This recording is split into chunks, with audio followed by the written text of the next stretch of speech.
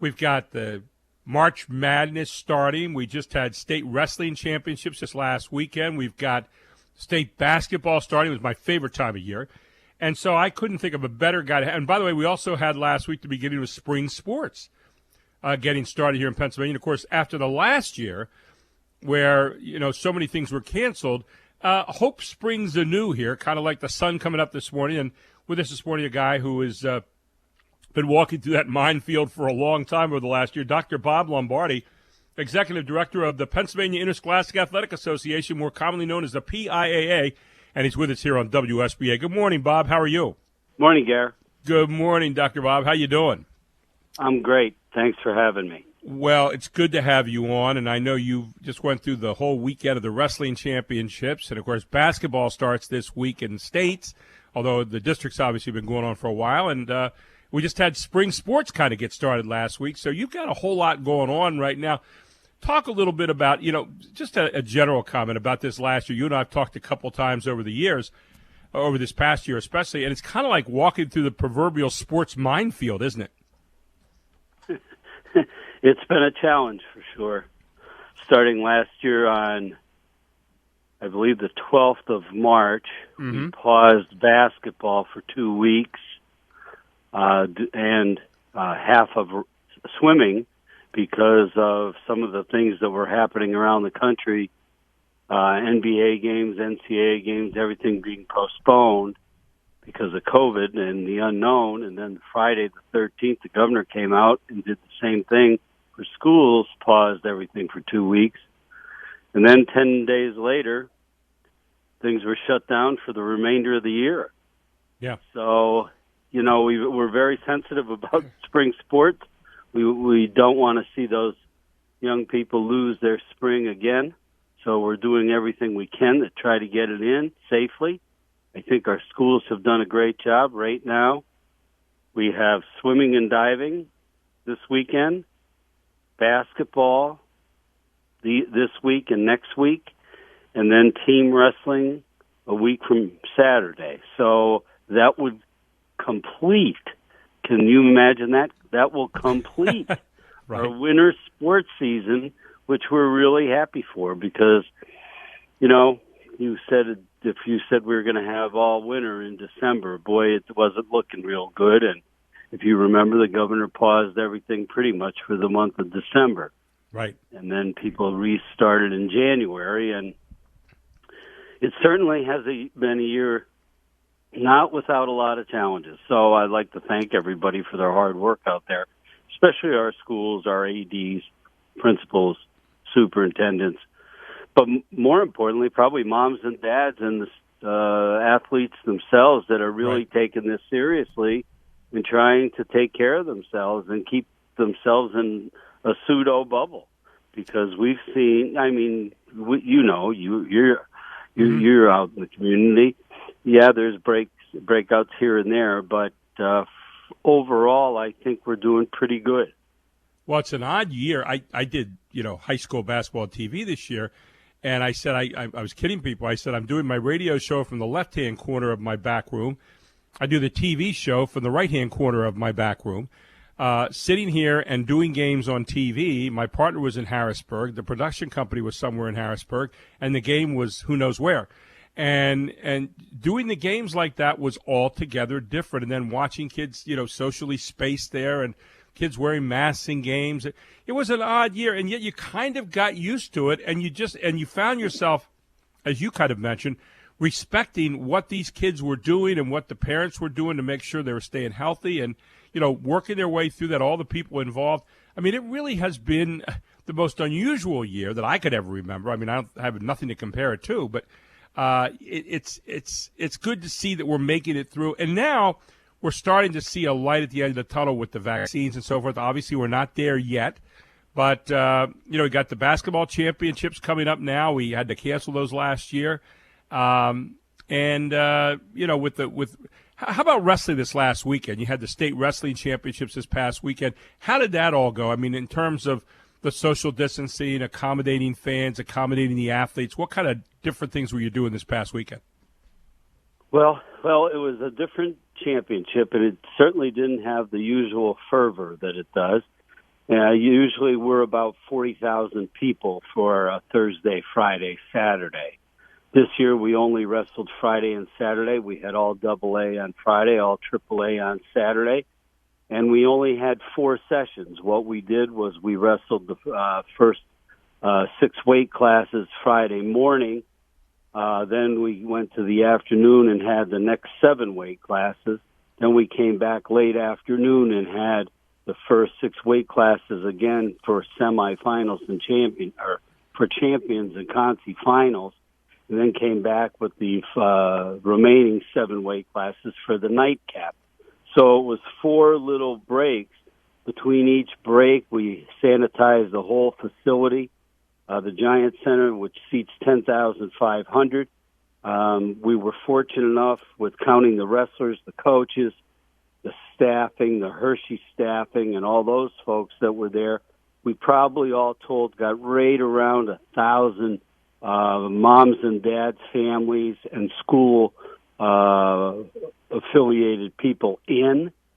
So we had a spectator group of about 1,000.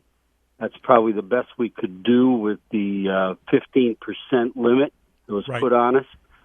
So, yes, and the Giant staff did a nice job, a really nice job of socially distancing people with their hosts and their ushers, and they marked seats.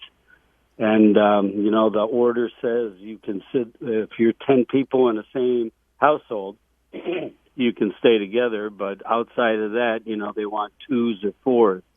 Most people were very cognizant of that, Gary, because they've been doing it for the last 3 weekends, 4 weekends with sectionals, districts, regions, and this year we had a wrinkle in there, the super region, because we only brought 8 kids in a bracket. So everybody that got to the Giant Center this year was going to medal as long as they made weight. So, and this year, just go to figure.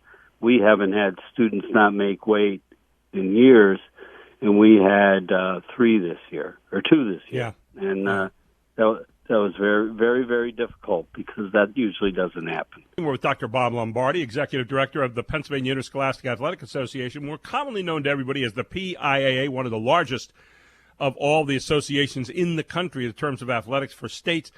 And, Bob, my favorite time of year. I've been doing this since 1993, I guess, on TV, and I love the state basketball championships. I was heartbroken last year, as were so many around the state, when we had to cancel those. And you bent over backwards to try to make sure we had those things, and just couldn't happen within that whole COVID thing. This year, I was just talking with a friend the other night. He says, I think this is so great this year, just the champions go in. And I said, I don't. I said, there's a part of me, the hardcore, old primal part of me that says, yeah, that one and done idea is a nice lesson to teach. But, in a year when a lot of the numbers of games were cut down and so forth, you feel bad for any of these athletes in any of the sports, but particularly in basketball, where I'm kind of interested, when some of those games get cut away and the chance to move on gets cut away. But that is the nature of what we're dealing with right now. Talk a little bit about the state championships this year, because we're essentially now, when we start this week, into the quarterfinals of the state championships, which cuts out 2 weeks of what we normally would have had. Yeah, Gary, I think it's kind of funny. None of us want to cut this back, and we certainly don't want to cut back on spectators as well. But that's the cards that we've been dealt. So that percentage of spectators is out of our control.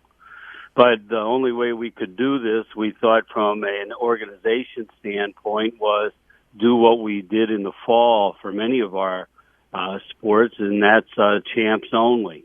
And that philosophy is carried over here, and, it reduces your number, it mitigates the spread.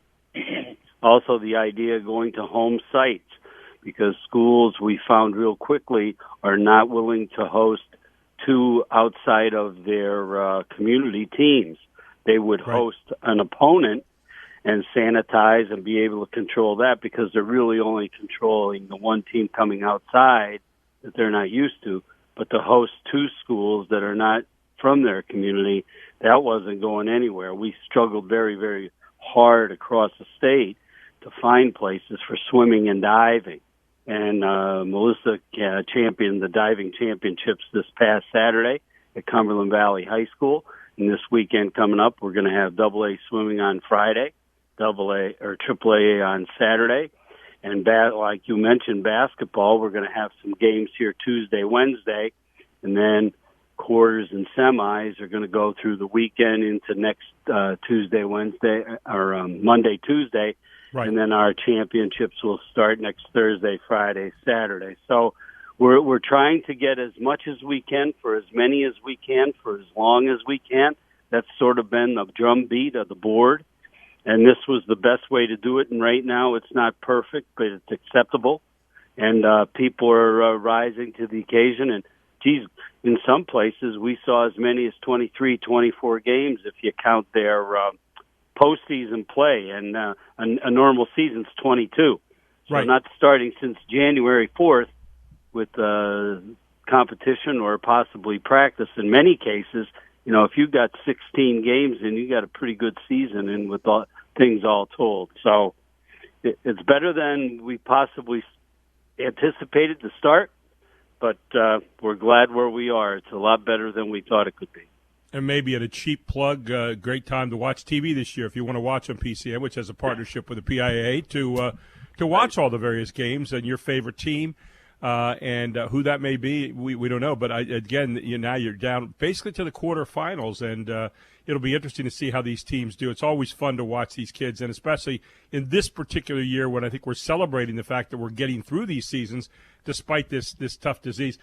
Now we move to the spring, Bob, and you guys just came out with a big press release last week about some of the changes in the spring, and they're a little bit more hopeful as we move outside now, even though obviously volleyball is inside.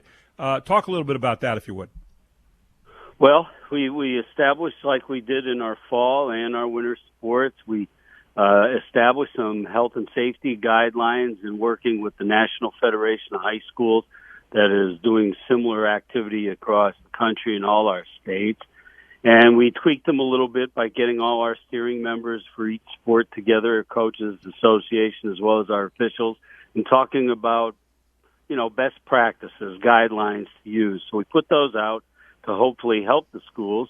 And we also had our sport medicine committee review everything to try to use an idea of a concept of best practices. And our sport medicine committee has given us some research that has been performed that, you know, having sports outside is very helpful in mitigating the spread. Mm-hmm.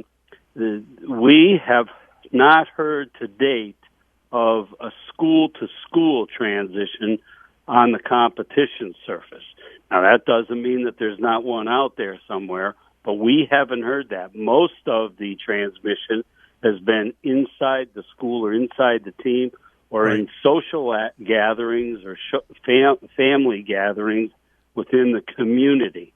So, you know, we're trying to navigate that as well, but we're a matter of fact, you know, hope springs eternal, not a play on words. But this week we're going to go meet with Shippensburg to see if it's doable at their campus to have our track and field championships, which is one of our crown jewels of all our sports. Absolutely. So we're going to meet with them, and I know they're interested in trying to have it, and they've the state system is trying to do some things to help us. So we're, like I said, hope springs eternal. Maybe we can get fortunate enough that we don't have to make huge changes to those spring events, that we can possibly move more back to a more representative type sure. of a tournament instead of just champions only. But that's to be determined. Well, and obviously, too, and the quickness of the vaccine getting out there right now, too, is changing the landscape very quickly. So I guess you're always, too, you know, trying to stay up to date with what's going on there and changes that can be made throughout the season. Although once you get started in the season, I guess you kind of have to stick pretty much with the rules. About 15 seconds left. Final thoughts on your part, Bob. Well, just thank you, and I'd just like to thank everybody for helping. I know it's having reduction in numbers, but we've tried to work with schools to be streaming, and we cut down expenses and those type of things. We really appreciate everybody's patience, and please know we're trying to work together here. We're not adversarial in this. We're trying to get something done for young people. So thank you, everyone in the communities. Yeah, I don't think there's any question about it, and you've gone to the nth degree over the last year. We've had a chance to watch that to try to get everything done and work through it, and hats off to you and to the whole PIAA organization, the board of directors, and everyone and all the volunteers that help too. For the great job that you guys have done, and we thank you for keeping some semblance of normalcy about our lives there, Bob. Sports are a big part of what kids do, and we appreciate all that you're doing out there, my friend. Thanks so much. Well, thank you for having me, and thanks for the kind words. I'll share it with the staff. Thanks, Gary.